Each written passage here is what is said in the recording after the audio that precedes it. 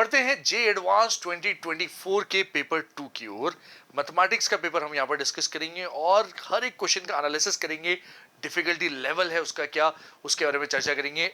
पहले बारी है सेक्शन फर्स्ट की, जिसमें हम एससीक्यूज की चर्चा करेंगे। Question 1 to 4 were single choice correct questions in paper 2 of mathematics J advance 2024। पहला क्वेश्चन ये है आपके सामने, देखिए ध्यान से।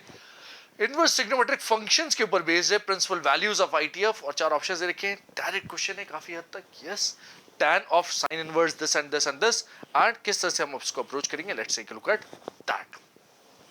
तो अपने पास tan के अंदर ये जो एंगल है, दिस फर्स्ट एंगल, इसको थोड़ी देर के लिए बोल देते हैं a, और ये जो cos के साथ वाला जो ये पोर्शन है, इसको बोल देते हैं थोड़ी देर के लिए b। तो हमने ऑब्जर्व किया है कि sine of a is equal to है 3/5 and cos of b is equal to है 2/√5। और जिस चीज की वैल्यू हमसे पूछी गई है, that is tan of a minus 2b, this is the value which is being asked. tan of a minus 2b के लिए आप देख सकते हैं मुझे tan a चाहिए माइनस tan 2b चाहिए अपॉन 1 प्लस tan a चाहिए और tan 2b चाहिए। This is what I need. sin a अगर 3/5 है तो tan a कितना हो जाएगा? tan a is very simple, 3/4 हो जाएगा। आराम से आप ट्राइंगल बना सकते हैं और tan a की वैल्यू लिख सकते हैं। cos b अगर मुझे 2/√5 दे रखा है, 2/√5, तो ये कितना है? 1। तो यहां से tan b सबसे पहले मुझे पता चलेगा 1/2। और एक बार tan b पता चल गया तो क्या मैं tan 2b भी फाइंड कर सकता हूं? Yes, tan 2b। यहां पे क्या चाहिए? tan 2b चाहिए ना। Yes, 2 times tan b upon 1 minus tan square b। What is that? 2 times tan b is 1, 1 minus 1/4, 3/4 denominator में, या 4/3 ओवरऑल दिस। और इन वैल्यूज को इधर सब्स्टिट्यूट कर दीजिए, आपका काम हो जाएगा। This is 3/4 minus 4/3 upon 1 plus 3/4 into 4/3।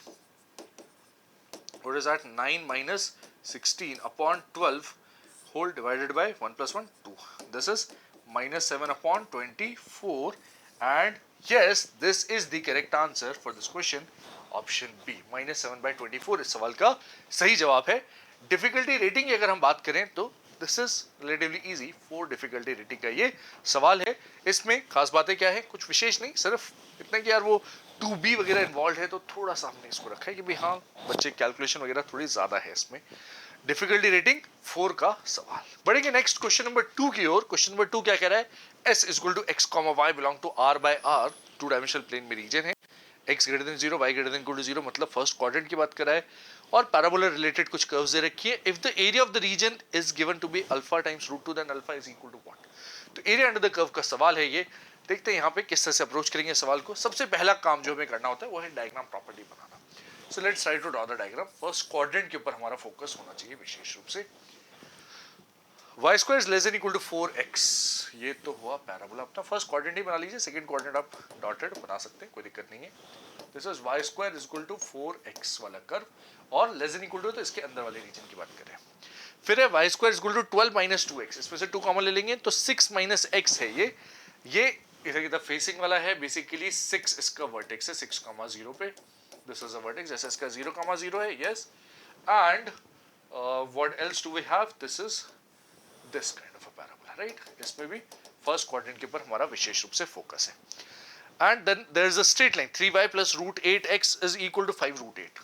3y plus √8x is equal to 5√8। अच्छा, ध्यान दीजिए, इसमें x इंटरसेप्ट कितना है? x intercept is 5, and x intercept 5 है, तो ये पॉइंट एक तो यहां से पास करिए लाइन 5,0 से, और y एक्सिस पे भी कहीं पास कर रही होगी, लेकिन हमें y एक्सिस से मतलब नहीं है। इन कर्व्स को कहां काट रही है वो लाइन, उससे मतलब है। इसको काट रही है, इसको काट रही है, कहां काट रही है, क्योंकि रीजन उसके ऊपर डिपेंड करेगा।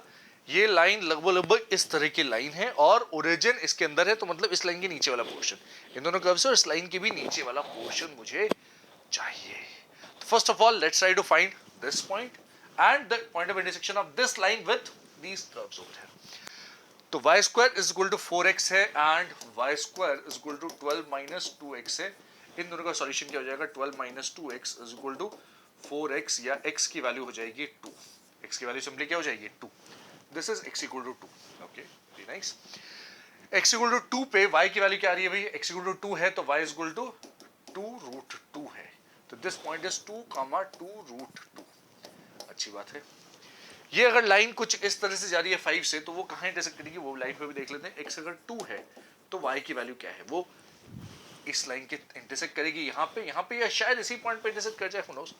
x इक्वल टू 2 हमने देखा, 3y is equal to 5 √8 and 2 root is 3 √8, या फिर y की वैल्यू हो जाती है √8। √8 is 2 √2 again, and that's the important thing. ये लाइन इसी पॉइंट से पास कर रही है भाई, इसी पॉइंट से पास कर रही है, कुछ इस तरह की लाइन है।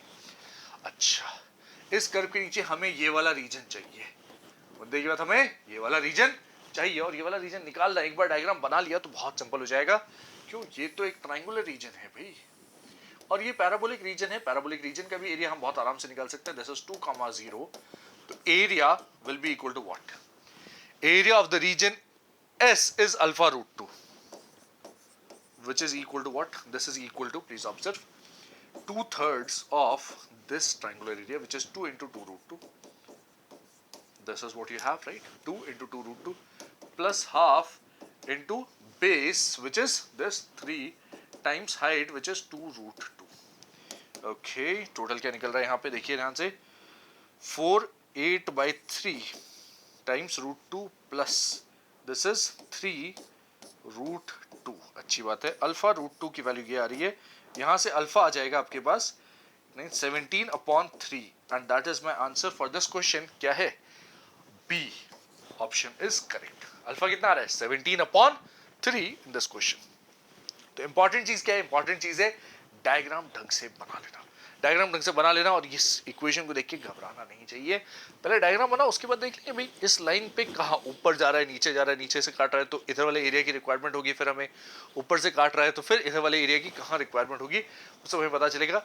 इस पूरी कहानी में आप देखिए, इस वाले कर्व की हमें विशेष जरूरत नहीं पड़ी है, विशेष जरूरत मैं कह रहा हूँ। अगर इस कर्व के बिना भी हमें क्वेश्चन पूछ लेता तो ठीक रहता, लेकिन पूछ लेता फिर क्वेश्चन जी एडवांस का कैसे बनता, right. So this is question number 2, जिसका करेक्ट आंसर है बी, 17/3। बात करेंगे इसके एनालिसिस की। This is a difficulty rating 4 का question. Is that okay? This is difficulty rating 4। Diagram वगैरह बनाना है, थोड़ी बहुत कैलकुलेशंस है, बट उसके ज्यादा हुआ और कुछ नहीं है। क्वेश्चन नंबर 3 की चर्चा करेंगे नेक्स्ट। क्या है क्वेश्चन नंबर 3? लिमिट्स के ऊपर बेस्ड सवाल है। Let k belongs to real if limit extends to 0 plus sine of sin kx plus cos x plus x whole raised to power 2 upon x is equal to e power 6, then the value of k की value पूछ रहा है। Direct आप देख सकते हैं, extends to 0 plus में this is tending to 0, 0 and 1, 1 power infinity form है। यस, 1 पावर इनफिनिटी फॉर्म है। डायरेक्टली आप स्टैंडर्ड रिजल्ट से यूज कर सकते हैं। What do we get? LHS will become e power limit extends to 0 plus sine of sin kx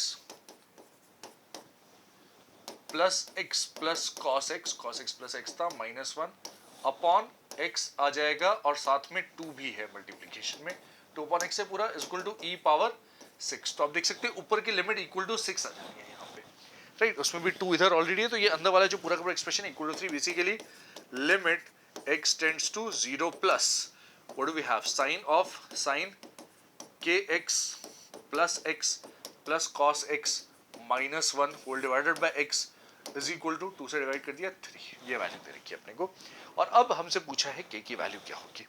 so let's try to find the value of k। अब देखिए, cos x -1 की अगर मैं बात करूं तो ये एक्सप्रेशन कहाँ जा रहा है, एक्सटेंड्स टू 0 प्लस पे दिस इज cos x -1 के नीचे अगर x² होता तो ज्यादा अच्छा रहता, वो 1/2 वैल्यू हो जाती, बट यहाँ पे x ही है, तो बेसिकली एक x multiply divide this overall value will be going towards 0 without worrying about anything.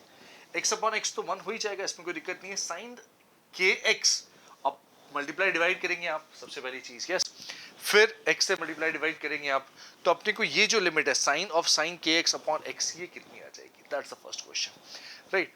तो ये लिमिट पूरी की पूरी आप देख सकते हैं k के बराबर हो जाएगी, this is k sine of sin kx upon x, और plus 1 is equal to 3, that's the simple thing that we have. अच्छा, ऐसा कैसे लिख दिया आपने जल्दी से, कुछ भी नहीं, खास चीज नहीं है।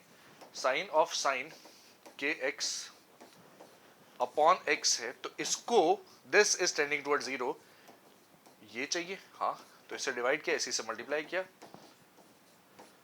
अच्छी बात है। फिर इसको kx चाहिए, तो kx से डिवाइड किया, kx से मल्टीप्लाई किया, हाँ, अच्छी बात है। ये पूरी लिमिट हो गई 1, ये पूरी लिमिट हो गई 1, x से x हो गया कैंसिल, तो पूरी वैल्यू कहां चली गई, k पे चलेगी. This overall is k, x upon x is 1 and this overall is 0, cos x minus 1 upon x is 0. तो यहाँ से k plus 1 की वैल्यू 3 और k की वैल्यू आ जाती है 2. That is all. Standard form of limit से हाँ सारी की सारी स्टैंडर्ड फॉर्म्स की बात है और कोई विशेष चीज नहीं है. The correct answer is option B, that is 2 over here, as you can see clearly over here. Difficulty rating की अगर हम बात करें तो डिफिकल्टी रेटिंग इस क्वेश्चन की 4 है. लिमिट की थोड़ी टफर फॉर्म्स में से है और गड़बड़ करने की संभावना, जैसे cos x minus 1 upon x देख के अगर मान लीजिए आपने कुछ कैलकुलेशन एरर कर दी तो दिक्कत होगी. और sin kx वगैरह से घबराना बिल्कुल नहीं है. That is all that you have in this particular question. Overall difficulty 4 in this question. Next हम चर्चा करेंगे क्वेश्चन नंबर 4 की. क्या कह रहा है सवाल देखने में काफी लंबा है. फंक्शन आपको दे रखा है f r to r be a function defined by fx equal to x square sin pi by x square if x is not equal to 0 0 if x equal to 0 which of the following statements is are true. और आपसे बात कर रहा है number of solutions की. तो इस function के लिए नंबर ऑफ सॉल्यूशंस वगैरह निकालनी है तो fx equal to 0 कर देंगे अपन. x equal to 0 पे तो 0 है ही सही. ये इंटरवल में कहीं पे भी 0 के अलावा नेगेटिव आप नहीं देख रहे हैं. सारे के सारे इंटरवल जो है पॉजिटिव की तरफ दे रखे हैं. तो fx equal to 0 मतलब x square sine of pi upon x square equal to 0. अच्छा, या फिर ये तो कट गया, यहाँ पे कोई दिक्कत ही नहीं है. x नॉट इक्वल टू 0 है तो sine of pi by x square equal to 0. या फिर यहाँ से पता चलता है कि पाई अपॉन x स्क्वायर क्या हो जाना चाहिए, तो should be equal to n pi. कटा पाई 1 अपॉन एक्स स्क्वायर की वैल्यू इंटीजर हो जानी चाहिए. 1 अपॉन एक्स स्क्वायर कैसा हो जाना चाहिए, इंटीजर होना चाहिए. या फिर एक्स स्क्वायर की वैल्यू हो जानी चाहिए 1 अपॉन n, या x की वैल्यू हो जानी चाहिए 1 upon root n. This is what you have. x की वैल्यू इस तरह की होनी चाहिए. तो x की value 1 upon root n type की होनी चाहिए. ये कुछ रूट वगैरह हो सकता है कि कुछ इस तरह की रूट वैल्यू होनी चाहिए. अब अपन ऑप्शंस देखते हैं करके. तो x की वैल्यू जब 1 अपॉन रूट इंटीजर, जैसे 1 upon root 1 this one 1 upon root 2 1 upon root 3 1 upon root 4 1 upon root 5 1 upon root 6 dot dot dot dot लगातार इसके इस तरह के सॉल्यूशंस मिलते चले जाएंगे. 1 upon root 1000 1 upon root 10,000 1 upon root 10 to the power 10 10 to the power 20. ये सारे के सारे इसके सॉल्यूशंस रहेंगे. बहुत सारे सॉल्यूशंस हैं हाँ, लेकिन उसके अलग अलग इंटरवल्स को देखो. जैसे हमने कहा कि भाई 1 upon 10 to the power 10 comma infinity, इस इंटरवल में अगर हम सॉल्यूशंस की बात करें तो कितने सॉल्यूशंस रहेंगे, किस प्रकार रहेंगे. तो सॉल्यूशन का टाइप हम देखते हैं 1 अपॉन रूट n होना चाहिए. अब इस इंटरवल को ध्यान से देखिए. अगर 1 अपॉन रूट n की वैल्यू हमें फाइंड करना टारगेट है, पहले इंटरवल को देखते हैं. 1 upon 10 to the power 10 comma infinity. अब इंफिनिटी वैसे अब इंफिनिटी अपने आप में कॉम्प्लिकेटेड अफेयर है कि 1 अपॉन की फॉर्म में हम लिखना चाहते हैं तो 0 पॉइंट समथिंग लिखना चाहेंगे हम एक तरह से. May be something of this sort. इधर तो ओपन सर्कल ही रहेगा. हाँ, इसका रूट वगैरह की फॉर्म में अगर मैं इसको लिखूंगा तो 1 upon root 10 to the power 20 हो जाता है comma 1 upon root 0 point something हो जाता है, something of this sort. This is what you'll be having. तो जितने integers n 10 to the power 20 और 0 के बीच में लाइक कर रहे हैं वो सारे के सारे मुझे सॉल्यूशंस देंगे. yes, यही कहने का मतलब इसका कि 1 2 3 4 5 6 7 8 लगातार चलते रहे up till 10 to the power 20. तो ये तो इनफाइनाइट वैल्यूज हुई क्या, इनफाइनाइट नहीं है. तो लिमिटेड 10 to the power 20 बहुत बड़ा नंबर है, all 10 to the power 20, but फिर भी है तो फाइनाइट. हाँ, तो क्या इनफाइनाइटली मेनी सॉल्यूशंस है, नहीं, इसमें इनफाइनाइटली मेनी सॉल्यूशंस नहीं है. और अब आपको फील आ चुकी होगी कि भाई बाकी कैसे अटेम्प्ट करेंगे. जैसे 1 अपॉन पाई है तो 1 अपॉन पाई को मैं रूट ऑफ पाई स्क्वायर से रिप्लेस कर सकता हूं कामा फिर से 1 upon under root of 0 point something. This is what will be having.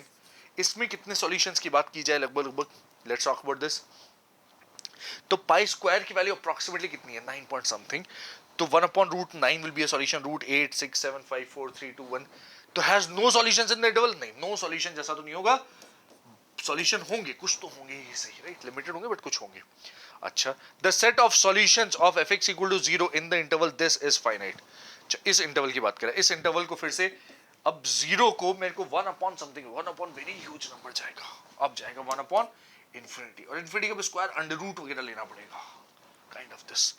और इधर दूसरा interval 1 upon root 10 to the power 20. ये इंटरवल आप देखें ध्यान से, इसके अलावा जो बचा हुआ इंटरवल था वो ले लिया इसने. तो अब इस इंटरवल में जब आप 10 टू द पावर 20 से बड़े हुए नंबर्स की तरफ जाएंगे तो 0 टू 10 टू द पावर 20 यहां था और यहां पे उसके बाद के सारे नंबर्स है. Now this becomes an infinite set. फिर उसने कहा क्या, the set of solutions of f equal to 0 in the interval is, उसे कह दिया फाइनाइट नहीं है भाई, अब इनफाइनाइट आया है, माइंड यू, राइट. तो ए बी सी गलत हो गया, तो सही क्या होना चाहिए? डी होना चाहिए, लेकिन डी हमें चेक करना पड़ेगा पहले before we say anything.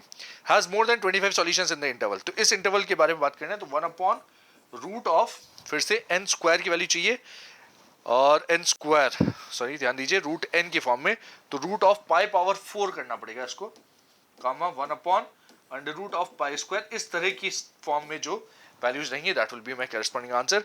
Pi square से लेकर पाई पावर 4 कितने इंटीजर्स लाई कर रहे हैं वो सभी सॉल्यूशन होंगे। पाई स्क्वायर की अप्रॉक्सिमेट वैल्यू लगभग 9 पॉइंट समथिंग है, पाई पावर 4 की अप्रॉक्सिमेट वैल्यू 9 पॉइंट समथिंग का स्क्वायर कर दिया 190 के लगभग वैसे पहुंच जाएगा, लगभग 95 समथिंग पहुंच जाएगा वो। This is what we have, लगभग 10 से लेकर 90 तक की वैल्यूज है इसमें। अच्छा, तो 10 से लेकर 90 लगभग 80 वैल्यूज है, 80 सॉल्यूशंस है। हैज मोर देन 25 सॉल्यूशंस, उसने कहा मोर देन 25 तो है ही भाई, लगभग 70-80 सॉल्यूशंस हैं जो कि यहां पे एग्जिस्ट कर रहे हैं। D option is the correct option for this particular question. तो क्वेश्चन में यहां सॉल्व करना चालू नहीं हुआ, यहां दिक्कत नहीं है, क्वेश्चन इसके बाद दिक्कत करता है जब आप ऑप्शंस चेक करते हैं, तभी आप आगे बढ़ पाते हैं, और उनको भी बहुत मेटिकुलसली आपको चेक करने की जरूरत है। डिफिकल्टी रेटिंग की बात की जाए तो ये रिलेटिवली बच्चों को थोड़ा डिफिकल्ट लगा क्वेश्चन। क्यों? एग्जामिनेशन में जब इस तरह क्वेश्चन दिखते हैं कई बार बच्चे घबरा जाते हैं, इंटरवल वगैरह इस तरह से दे रखे हैं तो गड़बड़ होने की संभावना काफी होती है, सिली मिस्टेक्स होने की संभावना काफी होती है। This is a difficulty rating 7 का क्वेश्चन। और इसी के साथ बढ़ेंगे हम अगले सेक्शन की ओर, अगले सेक्शन जिसमें हम बात करेंगे क्वेश्चन 5 to 7 जो कि 1 और मोर देन 1 करेक्ट टाइप के क्वेश्चंस थे। Let's take a look at question number 5 over here. क्या कह रहा है आपसे सवाल? Let S be the set of all alpha beta belong to R cross R, मतलब रियल नंबर्स का सेट है वो, such that limit extends to infinity this whole expression is equal to 0, then which of the following is or are correct? Let's take a look at this. One or more than one correct है, is or are correct पूछ रहा है आपसे। बात करते हैं इस सवाल की यहाँ पे, तो लिमिट का सवाल है। अच्छा, और लिमिट एक्सटेंड्स टू इंफिनिटी की बात कर रहा है, very interesting. Limit extends to infinity की अगर आपसे बात कर रहे हैं तो आप सबसे पहले कुछ चीजें ऑब्जर्व करें। क्या ऑब्जर्व करना चाहते हैं हम? देखिए ध्यान से, लिमिट एक्सटेंड्स टू इंफिनिटी में ये जो एक्सप्रेशन है इसकी क्या कहानी रही है। मेरे को पता है साइन जीरो कुछ गड़बड़ कहता है, but sine tends to infinity अगर आपके पास है, कुछ भी कर लो वो फाइनाइट वैल्यूज के बीच में घूमेगा, -1 से लेकर 1 के बीच में घूमेगा, तो this will be between -1 and 1। ठीक है, इसका एक्चुअली ओवरऑल लिमिट के ऊपर कितना इंपैक्ट पड़ेगा? राइट हैंड साइड में 0 है तो आप देख सकते हैं इसका कोई विशेष इंपैक्ट नहीं पड़ेगा।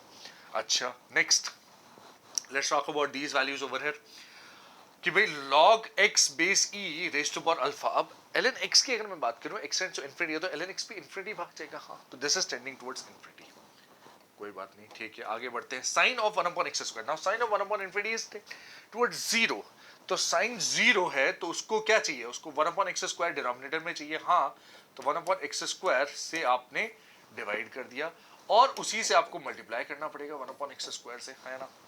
This is what you need to do. तो अब ये limit sine 1 upon x square, this is sine tending to 0 upon tending to 0 will be 1, ये लिमिट फाइनाइट हो जाएगी, 1 हो जाएगी। ये ln of 1 plus x whole power beta, अब ln x था, ln 1 प्लस एक्स है, ठीक है, ln 1 प्लस एक्स भी कहां जाएगा? ये भी इंफिनिटी की तरफ भाग रहा होगा। ठीक है भाई, x की क्या विचार है? x भी कहां भाग रहा होगा? इंफिनिटी। अच्छा, और ln x और x जब साथ में आ रहे हैं तो ओवरऑल लिमिट टेंडिंग टू 0 कब हो सकती है? ध्यान दीजिए, ln x अगर डिनोमिनेटर में है तो वो ज्यादा बड़ा infinity, x is a bigger infinity as compare to ln x। हमें पता है ना कि भाई ln x और x का अगर हम ग्राफ देखते हैं और e पावर x से भी उनको कंपेयर करते हैं तो e पावर x ऐसा जाता है, x कुछ ऐसा जाता है और ln x कुछ ऐसा जाता है। तो आप बात कंपेयर करते हैं x टेंड्स टू इंफिनिटी पे, e power x is much bigger as compare to x की कोई भी पावर ले लीजिए, which is again very greater as compared to ln x. This is what we have, right? ln x की भी कोई भी पावर भी आप ले सकते हैं, doesn't make a difference. अच्छा, ऐसा, तो इन सब बातों का अगर आप ध्यान रखें तो लिमिट एक्सटेंड्स टू इंफिनिटी पे क्या क्या चीजें रेलेवेंट है अभी हमारे लिए वो देखिए यहाँ पे। Let's observe, sine of 1 by x square की टेंशन नहीं है मुझे, sine of 1 by x square 1 by x square हो गया, साइन ऑफ एक्स स्क्वायर की टेंशन नहीं है, ये 1 अपॉन एक्स स्क्वायर बचेगा तो ये डिनोमिनेटर में एक्स स्क्वायर जाके इसके साथ मर्ज हो जाएगा, डिनोमिनेटर में x की पावर अल्फा बीटा प्लस 2 आ जाना है। हाँ, अच्छा, ये हो जाएगा ln 1 प्लस एक्स की पावर बीटा है यहाँ पे, और ये ln x की पावर अल्फा है यहाँ पे। ठीक है, ये दोनों सेम है नहीं, लगभग सेम हो जाएंगे वैल्यूज, बट पावर्स अल्फा और बीटा तो है ही सही उनकी, तो इनको इधर से देख लेंगे। साइन ऑफ एक्स स्क्वायर का कुछ करना है और कुछ नहीं करना, बस इतनी सी चीज बची है, लिमिट एक्सटेंड्स टू इंफिनिटी है। सिंपलीफाई अभी तो यहां तक हम कर सकते हैं, इसकी वैल्यू उसने कहा 0 चाहिए भाई। अच्छा, और अब आपको अल्फा और बीटा की वैल्यूज के बारे में कमेंट करना, तो करते हैं। Let's take a look at this.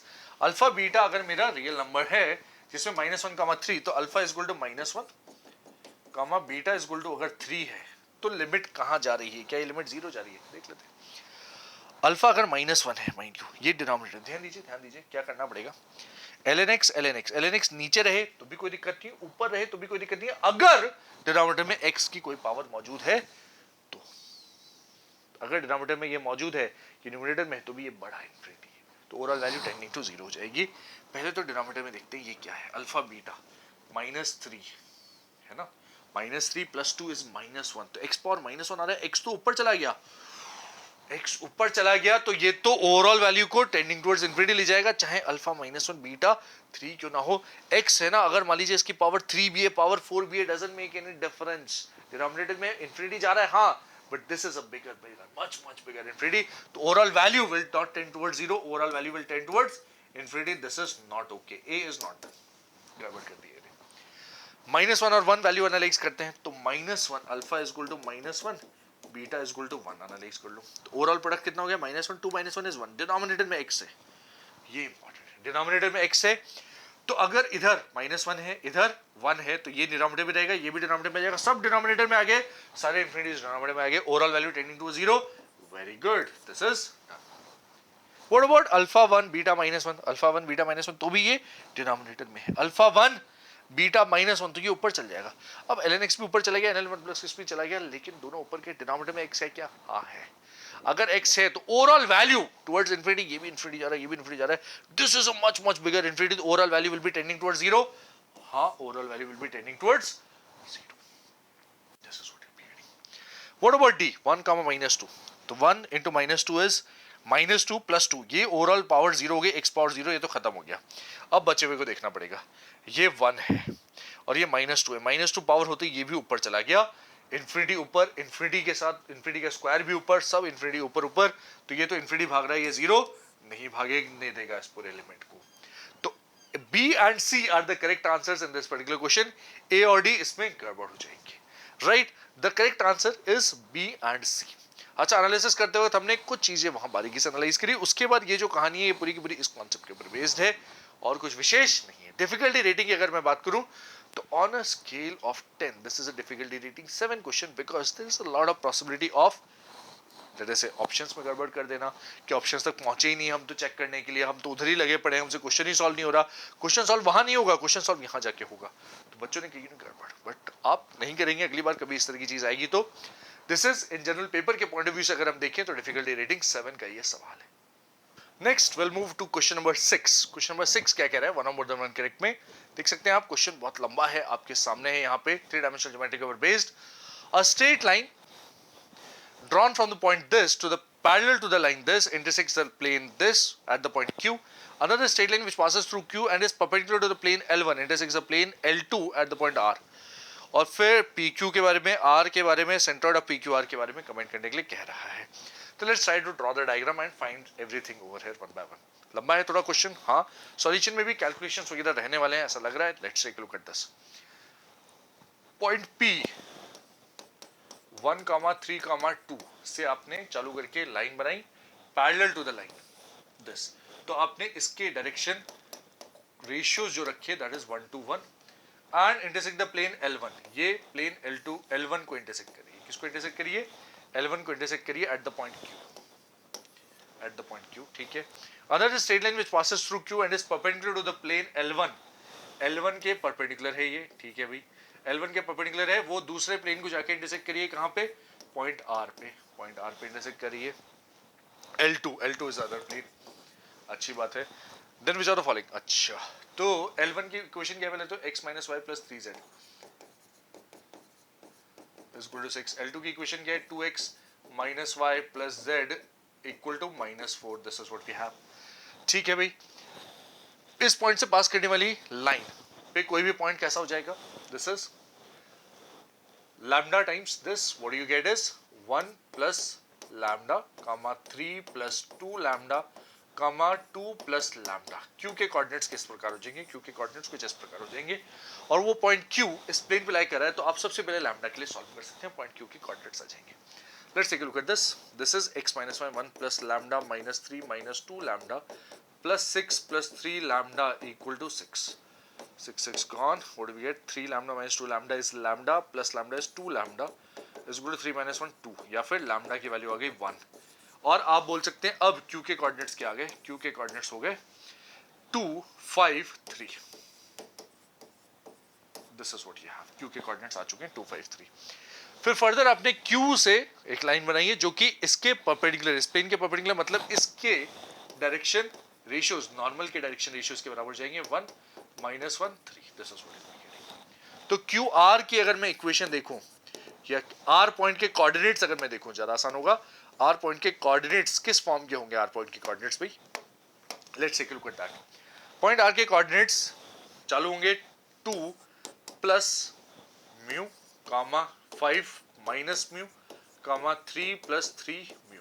This is what you will be having for coordinates of point R. अच्छा, पॉइंट आर L2 पे लाई कर रहा है, मतलब इस इक्वेशन को सेटिस्फाई करेगा. तो 2 into 2 4 plus 2 mu minus 5 plus mu, अच्छी बात है, plus 3 mu is equal to minus 4. This is what will be getting. अच्छी बात है.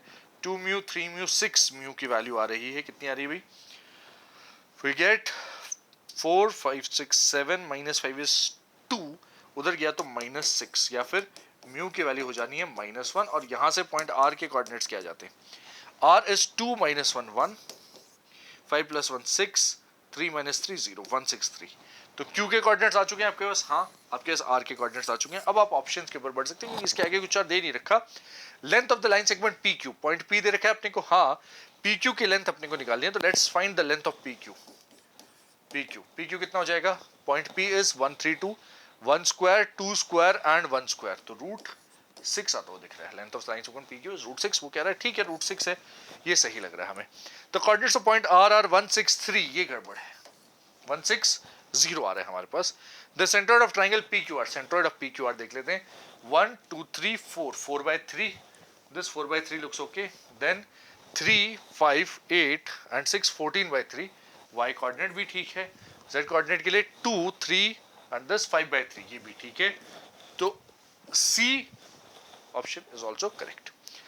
Perimeter of the triangle P Q are की बात करें तो पी क्यू क्यू आर और पी आर सब फाइंड करने पड़ेंगे. क्यू आर फाइंड कर लो पहले. तो क्यू आर कितना है? 1 स्क्वायर एंड 3 स्क्वायर, तो 9 10 11, रूट 11 आ रहा है ये.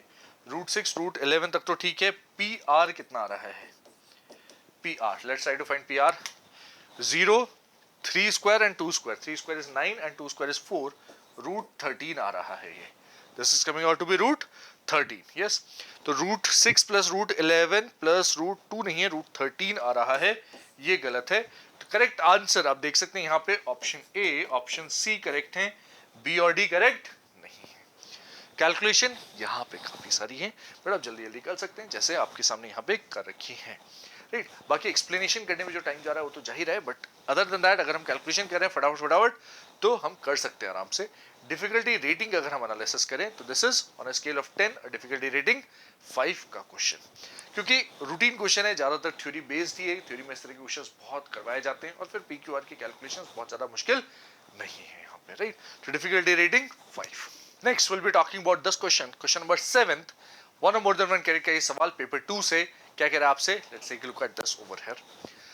A1 B1 C1 आपको दे रखे हैं. A1 B1 C1 be 3 points in the xy plane. Suppose that the lines A1 C1 and B1 C1 are tangents to the curve this at A1 B1. अच्छा, C1 से tangents बनाई जा रही है. And origin दे रखा है. C1 के coordinates -4,0 दे रखे हैं. स्टैंडर्ड पैराबोला है.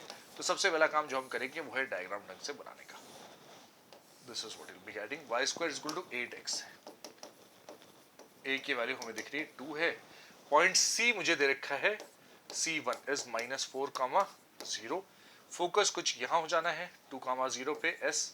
अच्छा, which of the following statements are true? The length of the line segment OA1, O point ये है. A1 कुछ यहां रहेगा आपके पास. This is what you'll have. Something of this sort. ये आप ले लीजिए. This is A1. जैसा A1 रहेगा वैसे इधर B1 भी रहेगा. This is B1.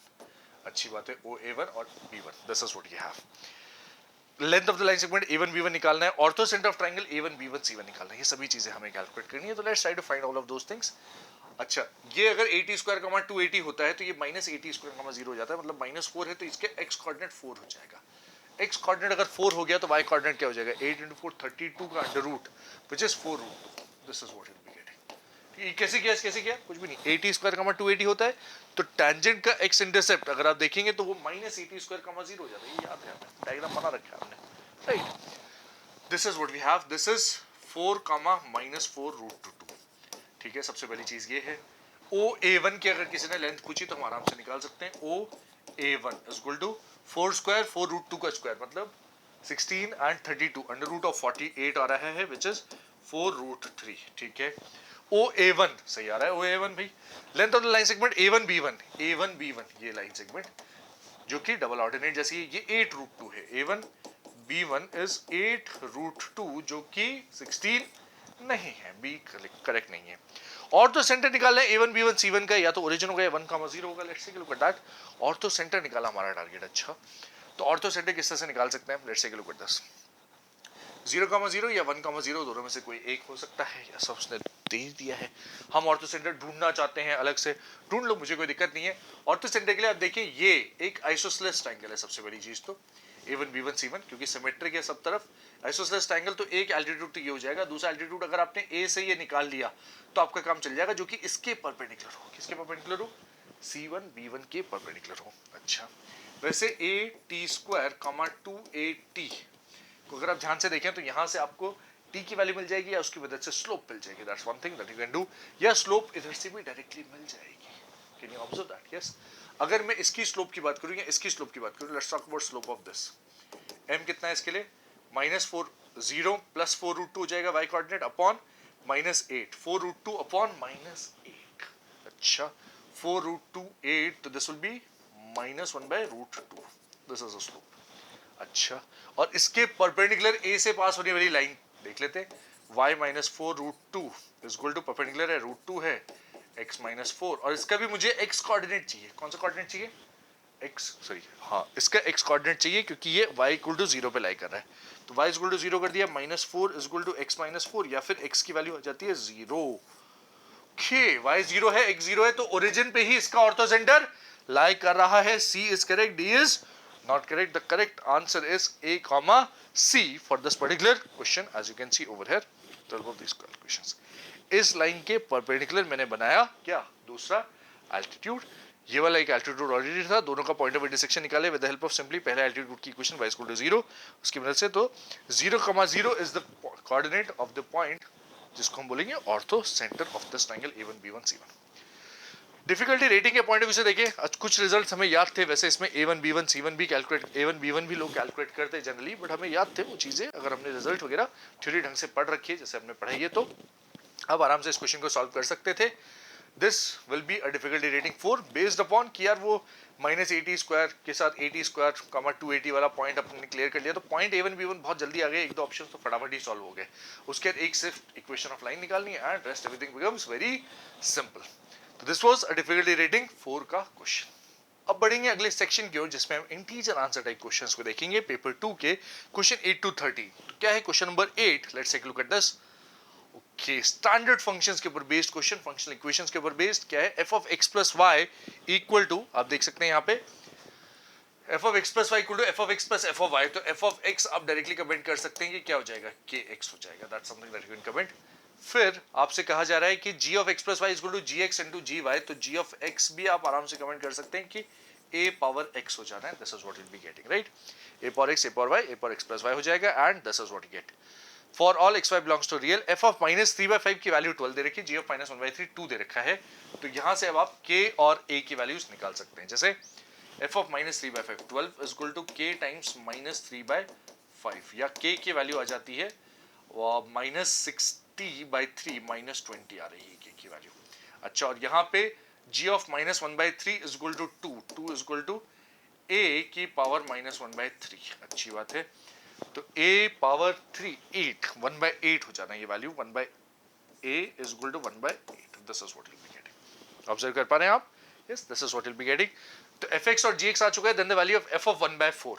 तो f ऑफ 1/4 माइनस 20 टाइम्स 1/4, अच्छी बात है, plus g of -2, g of -2 कितना आ रहा है भाई, a power x, a is 1/8 power x which is -2, this is what will be heading, -8 है और इस पूरे के साथ g of 0 है, g of 0 a power 0 is 1, अच्छा है। what next, this is -20/4 which is -5, यहाँ पे है plus 8 power 2 which is 64 and we have -8, this is what we'll be getting, बाहर 1 है उसकी कोई टेंशन लेनी नहीं अपने को, 56 minus 5 is 51 is the correct answer for this question। तो फंक्शनल इक्वेशंस डायरेक्ट हैं, k और a की वैल्यूज निकाली हमने और बहुत प्यार से हमने उसके बाद सॉल्व कर लिया है। 51 is the correct answer for this particular question। Difficulty analysis की अगर हम बात करें तो on a scale of 10 this is a difficulty rating 3 का क्वेश्चन, बहुत simple, yes. Next will move to question number 9। क्या कह रहा है सवाल, देखिए ध्यान से। Bag contains n balls out of which 3 balls are white, 6 balls are green and the remaining balls are blue. Assuming that the balls are identical, otherwise 3 balls are drawn randomly one after the other without replacement. Question probability से ऊपर base लग रहा है। WI, GI and BI denote the events that the ball drawn in the ith draw is a white ball, green ball and blue ball respectively. The probability of अच्छा white ball first draw, second ball green, third ball blue है is 2/5n and the conditional probability that B3 W1 G2, अच्छा B3 given W1 G2, तो W1 G2 given B3 यही involve है उसमें भी 2/9, then n equals what, that's the question in front of us। अच्छी बात है, n बॉल्स हैं, लिख लेते हैं एक बार, कंडीशंस क्या क्या है यहाँ पे देख लेते हैं। n बॉल्स हैं, out of which 3 are white, 3 are white, 6 balls are, कौन सा कलर है नेक्स्ट, अच्छा कलर मिस हो गया यहाँ पे, and the remaining balls are blue, तो व्हाइट के बाद ग्रीन है, 6 balls are green and remaining n-9 are blue। Assume that the balls are identical, ठीक है, randomly without replacement मतलब एक निकाल ली फिर कम हो गई बॉल्स, अब फिर दूसरी निकाल रहे हैं, ठीक है। अच्छा, denote the event, this is this, फिर probability of W1 intersection G2 intersection B3 is equal to मुझे दे रखा है 2/5n और फर्दर मुझे इसी चीज से रिलेटेड कुछ और दे रखा है, probability of B3 given W1 intersection G2, ये होगा कितना वैसे, तो ये होगा कितना, इसकी वैल्यू 2/9 दे रखी है, अच्छी बात है, बट ये probability this given this will be probability of B3 intersection W1 intersection G2 whole divided by probability of this W1 intersection G2। Conditional probability का डायरेक्ट रिजल्ट ये 2/9 है, ये गिवन है हमें, देख लीजिए ध्यान से रिजल्ट कंडीशनल probability के बेसिस पे ये चीज, और ये मुझे एक तरह से n की टर्म्स में गिवन है ना, this was already given 2/5n, yes. अच्छा, इसको मैं इंडिविजुअली n की टर्म्स में निकाल भी सकता हूं, तो यहां से एक इक्वेशन बनेगी और यहां से शायद दूसरी इक्वेशन बनेगी, दोनों इक्वेशन, वेरिएबल कितने हैं, n एक ही तो वेरिएबल है। Let's try to solve simpler वाली पहले, वैसे अब यहां पे देखेंगे सिंपलर वाली इक्वेशन से आप आराम से सॉल्व कर पाएंगे। दिस इज 2/5n into 9 इधर आ गया is equal to 2 times what is this probability of W1 intersection G2, first drop है व्हाइट, सेकंड ड्रॉप है ग्रीन, फर्स्ट ड्रॉप है व्हाइट निकालने की probability क्या है 3/n है, अच्छी बात है। अब बची हुई बॉल्स कितनी है टोटल, n-1 बॉल्स बची हैं और उसमें से ग्रीन निकालने की probability कितनी है, सेकंड ड्रॉप पे ग्रीन टोटल 6 है, this is what we have. तो n से n हुआ कैंसिल और अब आपको n-1 की वैल्यू बहुत प्यार से आती हुई दिख रही है यहाँ पे, किसे, 2 and 2 are gone, okay, then we have 6 3 18, 9 times 2 is 18 and 5 times 2 is 10, तो n की वैल्यू आराम से आ जाती है 11 and which is my correct answer for this question।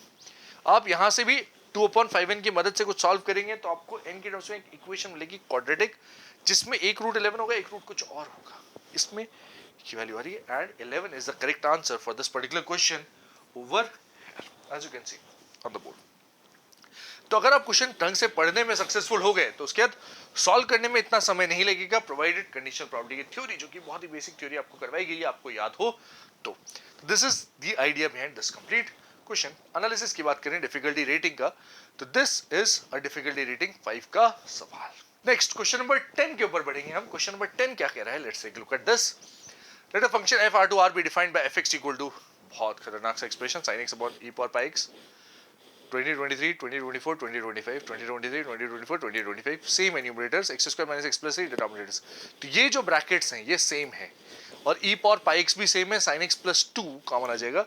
Number of solutions of f x equal to 0, number of solutions find करने simply function को solve करके।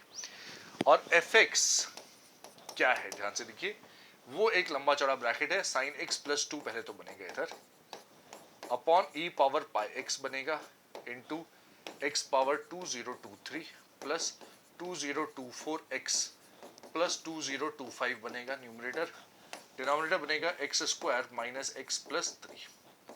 अच्छा इज इक्वल टू 0 सॉल्व करना है। तो अब देखिए साइन एक्स प्लस 2 कभी 0 होगा क्या? नहीं, यहां से कोई सॉल्यूशन नहीं आएगा, इसको काट दो।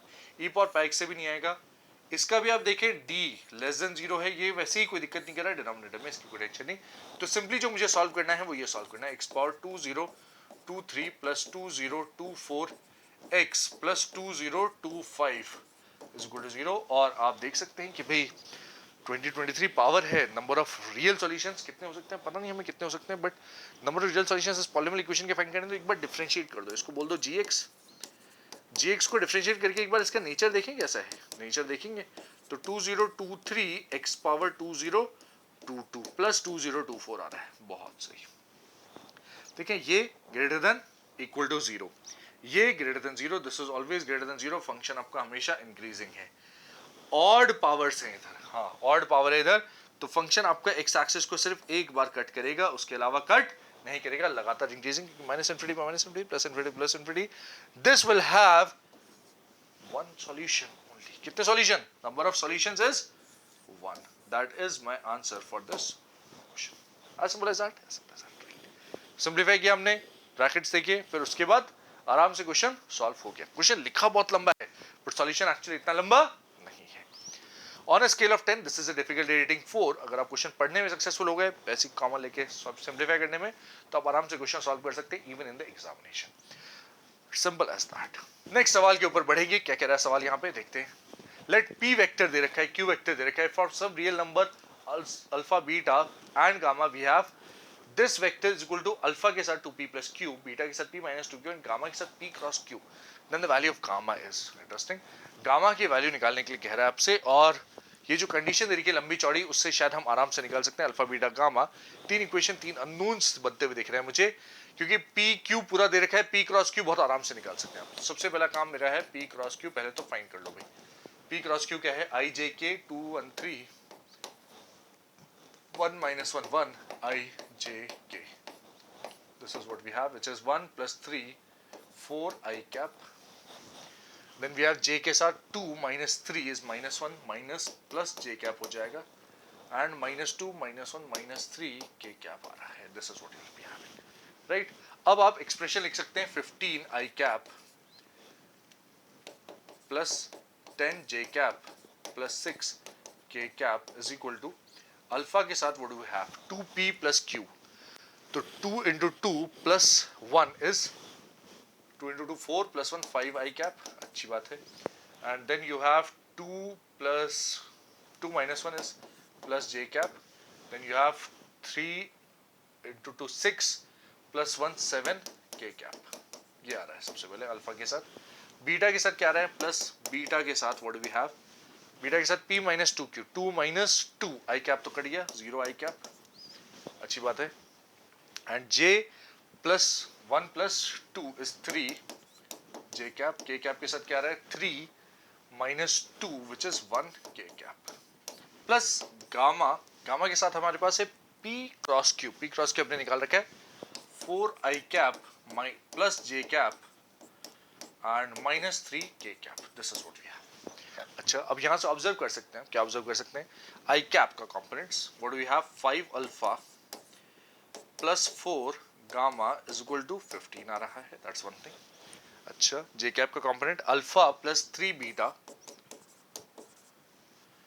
And plus gamma is equal to 10 आ रहा है। Then we have 7 alpha plus beta minus 3 gamma is equal to क्या आ रहा है? 6 आ रहा है। This is what we have, right? Can we find gamma from here? Yes, alpha beta gamma तीनों ही निकाल सकते हैं हम आराम से। पहले एक काम करते हैं, जैसे इन दोनों में बीटा है, इधर अल्फा गामा है, तो बीटा एलिमिनेट कर देते हैं। इसको अगर मैं 3 से मल्टीप्लाई करूं और सब्ट्रैक्ट मार दूं, क्या करें? सब्ट्रैक्ट मारते हैं 3 से मल्टीप्लाई करके, दिस में से उसको मार दूं, एक ही बात है। तो 7 3 21 alpha minus alpha is 20 alpha, three beta cut गया, -3 gamma, -9 gamma, minus gamma will be -10 gamma is equal to 18 minus 10 which is 8. This is what you'll be getting.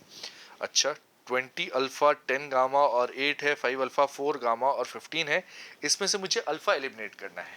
तो इस पूरी इक्वेशन को पहले 4 से मल्टीप्लाई कर दीजिए। What do we get? 20 alpha plus 16 gamma is equal to 60. And this can be subtracted to give me 26 gamma is equal to 60 minus 8 which is 52, या फिर गामा की वैल्यू कितनी आ रही है 2। This is what you will be getting over here in this particular question. इस तरह से अगर हम अप्रोच करेंगे तो हम आराम से इस क्वेश्चन को सॉल्व कर पाएंगे। This is what you will be getting. P vector, Q vector, real numbers alpha beta gamma, हमें सिर्फ गामा निकालना था, गामा हमने निकाल लिया है। फर्दर हम चाहें तो अल्फा निकाल सकते हैं, yes easily we can find alpha. यहाँ से 8 7 7/5 से अल्फा की वैल्यू आ जाएगी 7/5। And once we get alpha 7/5, gamma 2 उधर गया 8 minus 1/5/3 करके बीटा भी निकल जाएगा बहुत आराम से। डिफिकल्टी एनालिसिस की अगर हम चर्चा करें तो on a scale of 10 this is a difficulty rating 4 question, although इसमें 3 क्वेश्चन 3 वेरिएबल सॉल्व करने हैं, बट बाकी उसके अलावा दिमाग कहीं नहीं लग रहा है। That's the only thing that is important, और डायरेक्टली एक ही चैप्टर के बेस सिंपल क्वेश्चन है। तो this is difficulty rating 4 on a scale of 10। Next we'll talk about question number 12. क्या कह रहा है question number 12? Normal with slope 1/√6 is drawn from the point 0, -a to the parabola this. Parabola आपको x square equal to -4ay वाला दे दिया है। अच्छा, और नॉर्मल की इक्वेशन बात कर रहा है। Let's take a look at this. Further L be the line passing through 0, minus alpha and parallel to the directrix of the parabola. Suppose that L intersects the parabola at 2 points A and B. R denote the length of the lattice sectum, S denote the square of the length of line segment AB. R is to S का ratio दे दिया, then 24 times A के बारे में comment करने के लिए कह रहा है। Let's take a look at this. Normal with slope 1/√6 is drawn from the point this to the parabola this. तो पैराबोला अपना डाउनवर्ड फेसिंग पैराबोला है। ये A ग्रेटर देन 0 है, x square is equal to -4a y वाला parabola है। Normal की slope की बात कर रहा है 0, -a से, 0, -a वाले पॉइंट से, where a is greater than 0 this, and L be the line passing through this and parallel to the directrix of the parabola. ये 0, minus alpha होना चाहिए point. This point should be 0, minus alpha। क्या question change करते हैं? Question change नहीं कर रहे। 0, minus alpha is the actual question। ठीक है, वो टाइपिंग कर रहे, ए नहीं वो अल्फा होना चाहिए वहाँ पे। ठीक है, जैसे यहाँ पे line passing through 0, minus alpha है, तो टेंजेंट 0, minus alpha से 0, minus alpha यहाँ पे कहीं रहेगा, और स्लोप 1/√6 की है। ठीक है, 0, minus alpha is the point, जिससे स्लोप 1/√6, स्लोप कुछ ऐसी रहेगी टेंजेंट की, something of the sort, normal की, sorry, and this is a tangent at this particular point. इसकी स्लोप की अगर मैं बात करूं तो m इज इक्वल टू 1/√6 है। अच्छी बात है। Point this to the parabola x square equal to -4ay where a is greater than 0, ये रहा। L be the line passing through this and parallel to the directrix of the parabola। Directrix के parallel एक line है जो कि इससे पास करी है, ये अच्छी बात है। Suppose that L intersects the parabola at points A and B। A and B पे डायरेक्ट्रिक्स को, पैराबोला को इंटरसेक्ट करिए, L line. R denote the length of the lattice sectum, तो R denote the length of the lattice sectum which is 4A, and S denote the square of the length of the line segment AB। AB की length का square. R is to S मुझे 1:16 दे रखा है, 24A के बारे में comment करने के लिए कह रहा है। Let's take a look at this. Alpha को इन्वॉल्व करेंगे हम कैसे न कैसे करके। उसने स्लोप 1/√6 बोली है नॉर्मल की। ठीक है, तो नॉर्मल की स्लोप की चर्चा करनी है तो भाई सबसे पहले इसकी नॉर्मल की इक्वेशन लिखनी पड़ेगी और ट्रांसफॉर्मेशन लगाना पड़ेगा। उसके लिए हमें y square is equal to 4a x के लिए जो नॉर्मल की इक्वेशन होती है y is equal to mx minus 2am minus am cube, इसकी मदद से हम x square equal to -4ay के लिए नॉर्मल लिख पाते हैं। विद द ट्रांसफॉर्मेशन क्या, x को y से इंटरचेंज करना, m को 1/m से रिप्लेस कर देना, a को -a से रिप्लेस कर देना। These are the transformations that we apply. तो y की जगह आ जाएगा x, m की जगह आ जाएगा 1/m, x की जगह आ जाएगा y, -2a की जगह आ जाएगा +2a, m की जगह आ जाएगा 1/m, and once again +a/m cube. अच्छी बात है, ये पूरा एक्सप्रेशन उधर जाएगा, y is equal to mx times something बनेगा। तो इक्वेशन ऑफ नॉर्मल आप देख सकते हैं, y is equal to mx minus 2a mm minus a by m square. This is the equation of normal that I'll be getting. Y is equal to mx minus 2a minus a by m square. अच्छी बात है। और इसमें slope मुझे दे दी है, क्या दे दी है? स्लोप दे दी है आपको। तो इस पर्टिकुलर के लिए अगर आपको स्लोप दे दी है तो you can use m is equal to 1/√6, y is equal to 1/√6, m 1/√6 है, x minus 2a minus a by m square. तो m स्क्वायर कितना है? 1/6, डिनोमिनेटर से न्यूमरेटर में गया 6a बन गया। अच्छी बात है। And this will tell me y is equal to x over √6 minus 8a है। और आपको इस नॉर्मल का चाहिए y इंटरसेप्ट, इस नॉर्मल का चाहिए y इंटरसेप्ट मतलब x इक्वल टू 0 करना है। हाँ, तो x इक्वल टू 0 पे y आ जाना है minus 8a। This is what we getting, minus 8a। तो अब ये अल्फा वाला पॉइंट मेरे पास बहुत प्यार से आ चुका है। क्या है ये पॉइंट? This point is 0, minus 8a। This is what we getting. अच्छी बात है।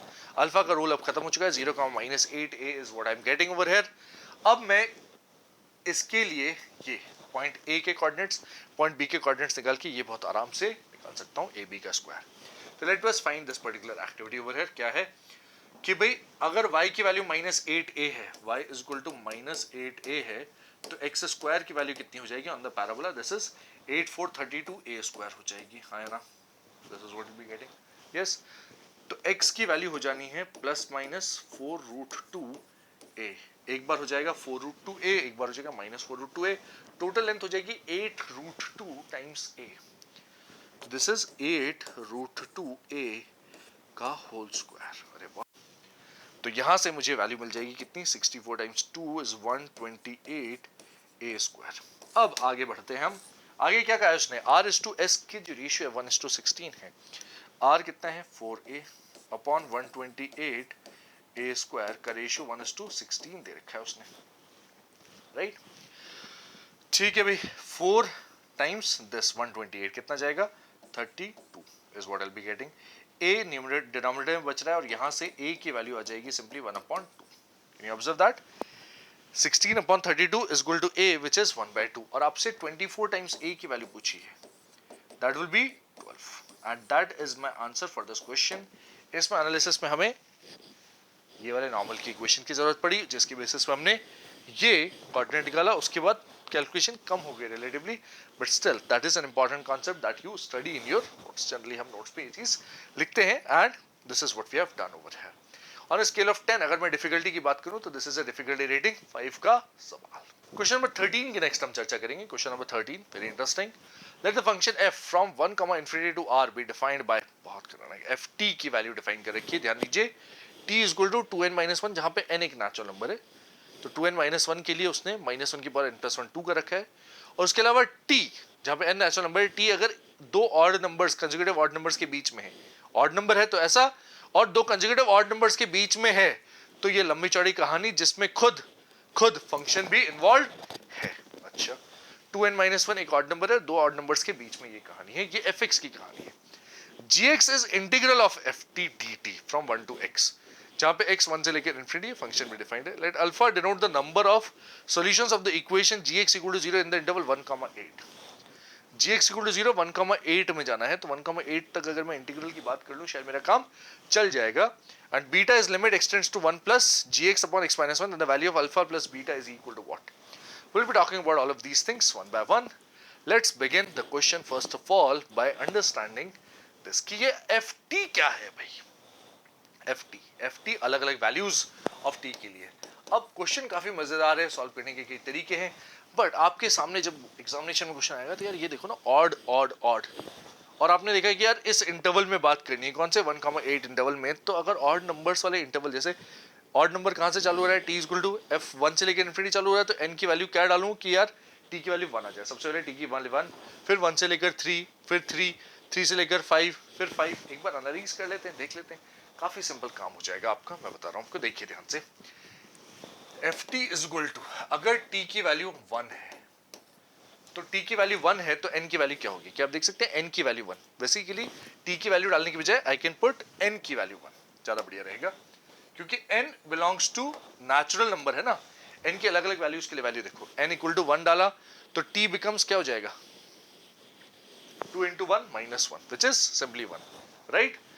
अच्छा, तो t इक्वल टू 1 के लिए वैल्यू क्या आ रही है? ठीक है, n इज इक्वल टू 1 डाला आपने, t इज इक्वल टू 1 के लिए कहानी आ गई। t इज इक्वल टू 1 के लिए what will be getting is n is equal to 1 डाला -1 की पावर 2 व्हिच इज +2, तो ये ft हो गया 2 के बराबर, मतलब f ऑफ 1 की वैल्यू 2 हो गई सिंपली। अच्छा n इक्वल टू 1 अगर यहां डाल दिया तो ये 1 से लेकर 3 हो गया, यस। तो n इक्वल टू 1 डाला तो t 1 से लेकर 3, इस इंटरवल में क्या होगी ये कहानी वो देखते हैं। 1 से लेकर 3, अच्छा ये 1 है ये 3 है, हाँ भाई 2n माइनस 1 की वैल्यू 1 है, n की वैल्यू 1 है, 2n प्लस 1, n की वैल्यू 1 है, 2n plus 1 will be equal to 3 total. 2n plus 1 minus t upon 2, अच्छा f of 2n minus 1 and t minus 2n plus 1 upon 2 f of 2n plus 1। आप इसको ध्यान से देखिए, एक बार ऑब्जर्व कीजिए क्या है कहानी। f of 2n minus 1 is an odd number. f of tn minus 1 odd number. f of 2n plus 1 is also odd. 2n minus 1 के लिए minus 1 की पावर n plus 1 2 होने वाला है। अच्छा n की वैल्यू 1 डालते ही this becomes this and this value is simply 2। लेकिन मैं t equal to 3 पे अगर वैल्यू देखूं एक बार, क्यों t equal to 3 की इस पे जरूरत पड़ेगी ना, हाँ इसको डिफाइन करने के लिए t equal to 3 की जरूरत पड़ेगी, तो t equal to 3 के लिए n क्या डालना पड़ेगा, n यहाँ पे 2 डालना पड़ेगा। अच्छा n2 पे भी आ गया, हाँ यहाँ पे n2 डालना पड़ेगा, इन दोनों जगह के लिए n1 चल जाएगा। n2 डाला तो -1 की पावर 2 प्लस 1 कितना हो गया, -1 की पावर 3 which is odd, तो ये तो -2 है। इंटरेस्टिंग, ये दोनों वैल्यूज यहाँ काम आ रही हैं, हाँ एक 2 है तो दूसरा -2 है। अच्छा तो डिनोमिनेटर का 2 तो कैंसिल आउट हो जाएगा, उसमें कोई दिक्कत नहीं, लेकिन बचा हुआ 2n प्लस 1 माइनस t, ये एक्सप्रेशन ये प्लस के साथ है, and minus t minus 2n minus 1, ये आ जाएगा बीच में माइनस की जगह। ये एक्सप्रेशन निकलेगा कहां पे, यहां पे एक्सप्रेशन आएगा। और what is this expression, please observe carefully. Let's observe this, 2n plus 1 and minus t minus 2t हो जाएगा सबसे पहले तो, हाँ प्लस 2n इज 4n हो जाएगा सबसे पहले, अच्छी बात है। प्लस 1 एंड माइनस और माइनस प्लस विद -1 वो कट जाएगा। n की वैल्यू भी क्या डाली थी मैंने, 1 डाली थी, तो this becomes 4 minus 2t actually. Okay 4 minus 2t, इस इंटरवल में 4 माइनस 2t आ रहा है, इधर 2 आ रहा है, इधर -2 आ रहा है, इधर 4 माइनस 2t आ रहा है। अगर n इक्वल टू 2 ही इधर डाल दिया तो कितना आ रहा है, ध्यान दीजिए, 2 into 4 minus 1 is 3, 3 is less than t is less than 5 के लिए वैल्यू भी एनालाइज कर लो एक बार। 5 तक तो पहुंच ही गए, 7 8 तक भी बहुत आराम से पहुंच जाएंगे हम, और शायद कुछ बहुत अच्छा आ जाएगा तब तक, देखते हैं। Let's take a look at this. t अगर 3 से लेकर 5 है तो इस पर्टिकुलर केस में क्या हो रहा होगा, t 3 पे वैल्यू मैंने -2 निकाली, एक बार 5 पे निकाल लो, 5 पे निकालो, फिर से ऑड, ये आ जाएगा, ऑड की जगह इवन, तो दिस विल बिकम 2, कब t इक्वल टू 5 होने पर। अच्छी बात है, तो ये -2 है, ये 2 है इस पर्टिकुलर केस में, तो इधर माइनस और इधर प्लस, वो ओवरऑल के आगे माइनस आ जाएगा क्या, हाँ ओवरऑल के आगे माइनस आ जाएगा, -4n प्लस 2t, तो ये हो जाएगा 2t माइनस 4n, ना 4 टाइम्स n 8 हो रहा है, हाँ ये चीज n इज इक्वल टू 2 इन दोनों के लिए लग रहा है, और यहाँ पे n इज इक्वल टू 3 आएगा, फिर देखो ध्यान से, n इज इक्वल टू 3 के लिए this is what you are getting, right. n is equal to 3 के लिए यहाँ 5 to 7 हो जाना है, यस 5 to 7 हो जाना है, फिर वैल्यू एनालाइज करेंगे, तो 5 is less then t is less then 7, इसी n इज इक्वल टू 3 के लिए एनालाइज किया आपने, फिर से -2 इधर हो जाएगा t इज इक्वल टू 7 के लिए, ये हमें पता चलता जा रहा है ना, 2 -2 ऑल्टरनेटिव चलता जा रहा है, और बीच में ये जो एक्सप्रेशन है, ध्यान दीजिए फिर से, ये directly expression as it is आएगा, हाँ इधर -2t इधर 2t फिर -2t, इस तरह की चीज एक्चुअली हमने देखी हुई है, कहां पे, not exactly in functions but inverse trigonometric function में इस तरह का कुछ रिपीटिशन होता चला जाता है, इस तरह कुछ रिपीटिशन होता चला जाता है वैल्यूज में।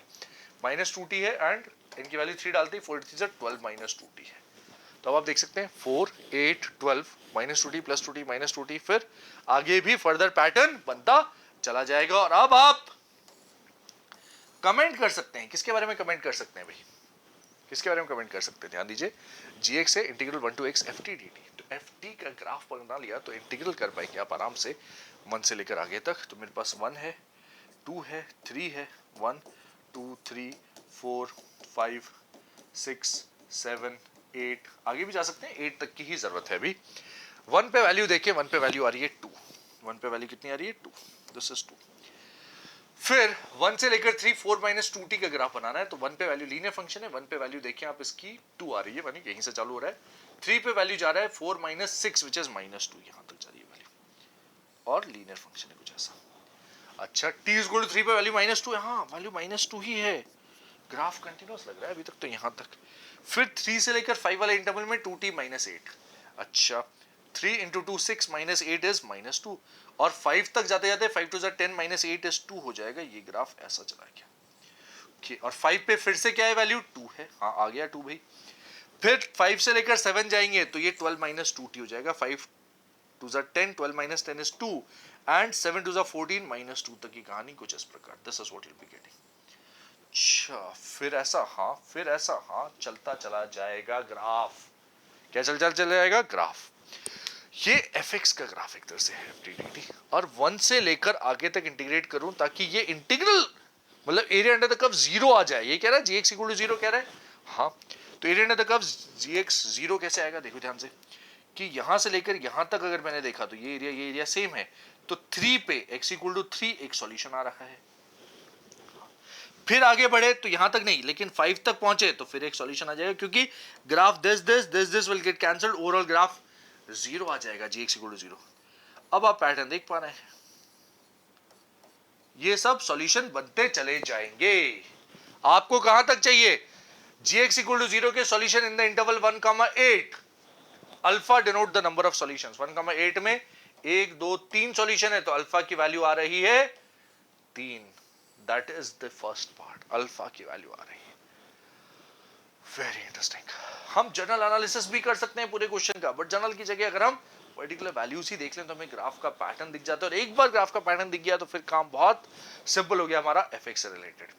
फर्दर फिर ये कुछ कह रहा है, limit x tends to 1 plus gx upon x minus 1। gx क्या है, gx ये है, beta is equal to limit x tends to 1 plus है, हाँ इंटीग्रल 1 टू x है, ft dt है ओवर x माइनस 1 है, ठीक है। x की वैल्यू 1 डाली तो ये 0 हो गया, 0 हो गया, 0 बाई 0 फॉर्म है, हाँ डिफरेंशिएट मार सकते हैं, ये हो जाएगा f ऑफ x और ये हो जाएगा 1, अच्छी बात है। और लिमिट एक्सटेंड्स टू 1 प्लस डालते ही ये हो जाना है f ऑफ 1। f ऑफ 1 की वैल्यू है कितनी भी, f ऑफ 1 की वैल्यू उधर देख सकते हैं आप 2 है, तो बीटा की वैल्यू एक्चुअली कितनी आ रही है 2, अल्फा की वैल्यू 3, बीटा की वैल्यू 2, तो आपसे अल्फा प्लस बीटा की वैल्यू पूछिए which is equal to 5। Alpha plus beta की वैल्यू पूछिए, that is equal to simply 5। ये है complete analysis of this particular question. दिमाग इसमें भी लगेगा, थोड़ा सा इधर लगेगा, इधर तो काफी कम है, ये तो डायरेक्टली भी शायद आप ऊपर पुराना सॉल्व नहीं भी करते तो भी बीटा की वैल्यू शायद निकाल पाते बहुत आराम से, बट क्वेश्चन पढ़ के उसको एसिमुलेट कर पाना इंफॉर्मेशन को और आगे तक लेके जाना एग्जामिनेशन में डिफिकल्ट रहेगा। वन ऑफ दोज क्वेश्चंस, मतलब 2023 में भी इस तरह का एक सवाल था जिसमें काफी एन वगैरह इन्वॉल्व थे, इससे पहले वाले पेपर में भी, तो जस्ट जो पहले वाला पेपर था उसमें भी कुछ इस तरह का कैलकुलेशन वगैरह इन्वॉल्व करने वाली चीजें थी, घुमाने वाली चीजें थी, बट ये क्वेश्चन तो कुछ नेक्स्ट लेवल पे चला गया है। On a level of 10 this is a difficulty rating 9 का सवाल, काफी कुछ इन्वॉल्व है इसलिए। अब बढ़ते हैं पेपर 2 के नेक्स्ट सेक्शन की ओर, जिसमें हम पैराग्राफ बेस्ड क्वेश्चंस देखेंगे। कॉम्प्रिहेंशन है यहाँ पे, क्वेश्चन नंबर 14 टू 17 दो कॉम्प्रिहेंशंस थे और न्यूमेरिकल आंसर के ऊपर बेस्ड थे। क्या है पैराग्राफ, पहला पैराग्राफ जिसके ऊपर बेस्ड दो क्वेश्चंस की हैं आपके सामने, आप देख सकते हैं यहाँ पे रिलेशंस के ऊपर बेस्ड क्वेश्चन है। फंक्शंस के भी बहुत क्वेश्चन आए इस पेपर में, रिलेशंस के भी बहुत क्वेश्चंस आए हैं। S equal to 1 2 3 4 5 6 and X be the set of all relations R from S to S that satisfy both the following properties. R has exactly 6 elements. अच्छा, relations है S to S. And for each A, B belong to R, we have A minus B का modulus is greater than equal to 2. फिर Y और Z के ऊपर comment कर रहा है, the range of R is exactly one element and R is a function from S to S. अच्छी बात है।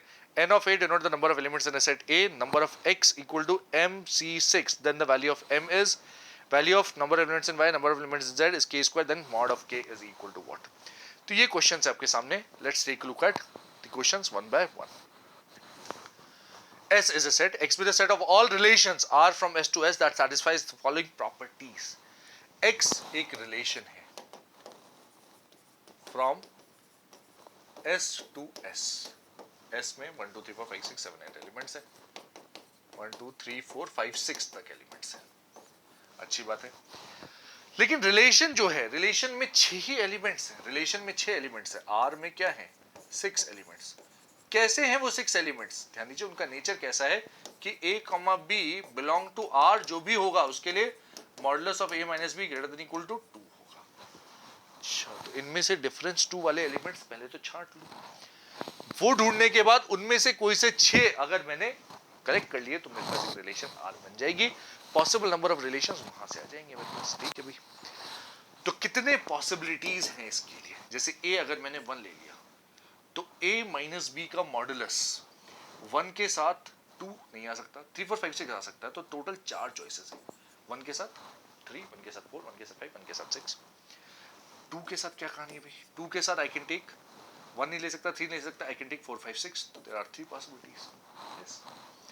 अच्छा, 3 के साथ आई कैन टेक 1 और 5 और 6, आया ना? यस। अच्छा जी, बेसिकली 3 के साथ, लेट्स बी राइट प्रॉपर्ली, 3 के साथ कितने ले सकते हैं? 3 के साथ आई कैन टेक 3, क्योंकि आप जब 1,3 ले रहे हैं और 3,1 ले रहे हैं तो अलग अलग एलिमेंट्स होते हैं, इसके ध्यान रखें। या तो एक तरफ से काउंट कर लो या दोनों का ही ध्यान शुरू से रख लो कि 3 के साथ क्या क्या पॉसिबिलिटीज है। 1 है, 5 है, 6 है, 3 पॉसिबिलिटीज है। 4 के साथ क्या पॉसिबिलिटीज है? 4 के साथ I have 1 2 and I have 6, again 3 possibilities. 5 के साथ आई हैव 1 2 3, 3 पॉसिबिलिटीज। एंड 6 के साथ, ये फर्स्ट एलिमेंट अगर मैंने 6 ले लिया तो आई हैव अगेन 4 पॉसिबिलिटीज। तो total number of possibilities directly कितनी हो चुकी हैं? 3 3 6 3 9 3 12 एंड आर 20 पॉसिबिलिटीज हैं। 20 पॉसिबल एलिमेंट्स हो सकते हैं आर में, 20 पॉसिबल एलिमेंट्स। लेकिन आर में कोई से 6 लेने हैं, तो 20 में से कोई से 6 ले लूं तो मुझे number of elements in number of ways to form x आ जाएगा। बेसिकली रिलेशन फॉर्म करने का तरीका आ जाएगा। X is the set of all relations, तो एक्स में कितने एलिमेंट्स हैं? कितने हैं? 26। उसने पूछा n of x is equal to mc6, then the value of m is 20। यही है हमारा सबसे पहला पार्ट, इस पैराग्राफ का पहला सवाल। अच्छा, फिर कह रहा है कि भाई if the value of n of y, अब n of y क्या कह रहा है वो देखते हैं कि r is a relation in x, ठीक है, the range of r has exactly one element। उन रिलेशंस में से किसी को चुनना है जिसमें range of r has exactly one element। अच्छी बात है भाई, तो पहले पीछे चल के एक बार हम एलिमेंट्स देख लें। एक तो है 1 3 1 4 1 5 1 6, एक है 2 4 2 5 2 6। अच्छा, तो एलिमेंट्स एक बार लिख लेते हैं। एक बार 1,4 1 1,3 1,4 1,5 1,6। फिर 2 के साथ अगर मैं देखूं 2,4 2,5 2,6, these are the possibilities। 3,5 3,6 and we have 4,6 as well। अच्छा, रेंज में एग्जैक्टली एक एलिमेंट, मतलब फाइनल जो बाद वाला एलिमेंट है वो सिर्फ कोई सा एक होना चाहिए, ऑल 6। ये इंटरेस्टिंग है, ये इंटरेस्टिंग है। इसमें दिक्कत है थोड़ी सी, क्यों? कि भाई बाद वाला एलिमेंट अगर मैं कोई भी फिक्स कर दूं, जैसे 6 फिक्स कर दिया, तो 6 के साथ एट मैक्स में क्या ले सकता हूँ? 1 ले सकता हूँ, 2 ले सकता हूँ, 3 ले सकता हूँ, 4 ले सकता हूँ, 5 और 6 तो नहीं ले सकता। नहीं, तो रेंज में range of R is exactly one element. यहां थोड़ी सी दिक्कत है, रेंज में कोई सा एक ही एलिमेंट हो, ये थोड़ी दिक्कत है, क्योंकि उसके साथ आई कैन टेक 1 2 3 4, बट उसके बाद तो मुझे और कोई एलिमेंट छांटना पड़ेगा रिलेशन बनाने के लिए। हाँ, तो क्या मैं इस तरह की कोई रिलेशन बना पाऊंगा हैज ओनली वन एलिमेंट? जवाब है कि यहाँ पे 4 तक तो पॉसिबल था, 6 पॉसिबल नहीं है। तो number of elements in y कायदे से कितना आ रहा है? 0 आ रहा है। इंटरेस्टिंग। आगे पूछे n of y plus n of z भी पूछ रहा है। n of z क्या है? रिलेशन x के अंदर है, r is a function from s to s। ये एक फंक्शन है from s to s। Function कब बनता है? फंक्शन बनता है जब एक एलिमेंट की एक ही इमेज हो, एक से ज्यादा ना हो। अच्छा, तो फर्स्ट एलिमेंट हर एक बार आ रहा हो, 1 आ रहा हो, 2 आ रहा हो, 3 आ रहा हो, 4 आ रहा हो, 5 आ rहा हो, 6 आ रहा हो, और इसके लिए कोई सा एक आ रहा हो। तो इसके लिए पॉसिबल चॉइसेस क्या क्या थी? 1 के लिए पॉसिबल चॉइसेस ये चारों थी, तो 4 पॉसिबिलिटीज हैं। 2 के लिए पॉसिबिलिटीज हमने देखा ना, 2 के लिए पॉसिबिलिटीज 3, 3 के लिए 3, 4 के लिए 3, 5 के लिए 3, 6 के लिए 3। कोई सी एक चूज करनी है आपको, कोई सी एक चूज करनी है, एंड आपको एक एक करके सारे के सारे एलिमेंट्स मिलते चले जाएंगे। 4 3 3 3 3 4, बेसिकली मल्टीप्लाई करना पड़ेगा इसको 4 टाइम्स 3 टाइम्स 3, और फिर 3 3 4 है, एक्चुअली इसी का स्क्वायर है। What is that? 36 का स्क्वायर। ये क्या है? ये n ऑफ z है। ये 0 है, ये 36 का स्क्वायर है, उससे कहा के स्क्वायर है, हाँ तो मॉड के कितना होगा, मॉड के 36 होगा। That's what you can observe carefully over here. ये अब ठीक है, हाँ ठीक है। एन ऑफ वाई 0 है यहाँ पे, हाँ। एन ऑफ जेड कितना है, N of Z is 36 square. Function बनाना है, फंक्शन में हर एक के लिए कोई सा एक, कोई जैसे 4 में से कोई सा एक, 3 में से कोई सा एक, तो नॉर्मल परम्यूटेशन कॉम्बिनेशन का बेसिक कॉन्सेप्ट कि this and this and this and this and this and this चाहिए, इनमें से कोई सा एक, कोई सा एक, कोई सा एक, कोई सा एक, तो this is all multiplied together. That's what we have.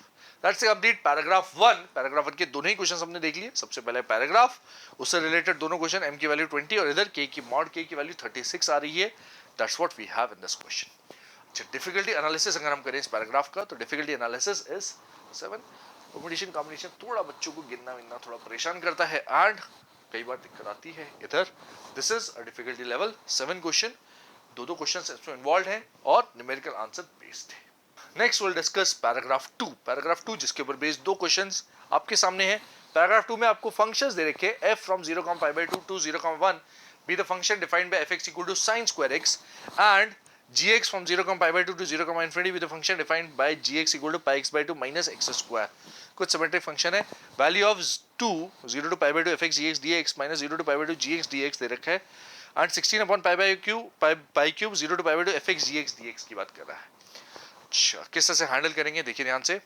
दो चीजें, एक तो ये एक्सप्रेशन है और वैसे देख लेते हैं यहाँ पे, एक एक्सप्रेशन है माइनस दिस और एक डायरेक्टली ये है। तो यार ये फाइंड तो करना पड़ेगा fx into G X, but अब देखिए 0 से π/2 देने की वजह से डेफिनेट इंटीग्रेशन में हम कह सकते हैं sine of π/2 minus x cos square हो जाता है, हाँ sine square x cos square x, और ये फंक्शन π/2 के अबाउट सिमेट्रिक दिख रहा है। लेट्स सी π/4 के अबाउट, सॉरी। तो let's take a look at this first of all. सबसे पहले मैंने fx लिखा, fx is basically sine square X. gx को आप ध्यान से देखिए, gx इज अंडर रूट के अंदर k पाई x/2 है तो π/4, 2 times π/4 which will be π²/4, sorry π/4 का होल स्क्वायर π²/16 हो जाएगा, माइनस π/4 माइनस x का होल स्क्वायर आ रहा है यहाँ पे, देखिए ध्यान से, please observe this carefully.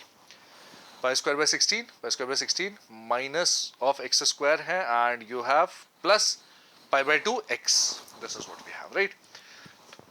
gx ये फंक्शन है अपने पास। अच्छा, I1, सबसे पहले I1 को देखते हैं। I1 is integral 0 to π/2 fx times gx dx, अच्छी बात है, which is integral 0 to π/2 sine square x है, हाँ, into under root of π²/16 minus π/4 minus x का होल स्क्वायर dx, अच्छी बात है। आप इसमें ध्यान से देखें, π/2 माइनस 0, अगर आप इसमें किंग लगाएंगे तो sine of π/2 minus x is cos x, और ये एक्सप्रेशन एज इट इज वापस आ जाएगा। π/4 माइनस, इधर π/2 माइनस एक्स करेंगे, हाँ π/4 minus π/2 will minus π/4 and plus x, x minus π/4 में कन्वर्ट हो जाएगा, सेम चीज आ जाएगी एग्जैक्ट। ये फंक्शन सेम, ये चेंज हो जाएगा कॉस में, तो इसके ऊपर लगा दिया king and what you get is 0 to π/2, this becomes cos square x and under root के अंदर एग्जैक्ट सेम चीज मिलेगी। अगर ऐसा है तो 2I1 की वैल्यू मुझे दिख रही है 0 to π/2 एज इट इज है, and this becomes this whole expression under root में π² माइनस π/4 माइनस x का whole square dx, this is what you will be getting. 2I1 की वैल्यू इसके बराबर, और ये क्या है, this is nothing but gx। तो 2I1 अगर मैं I2 को बोल देता gx,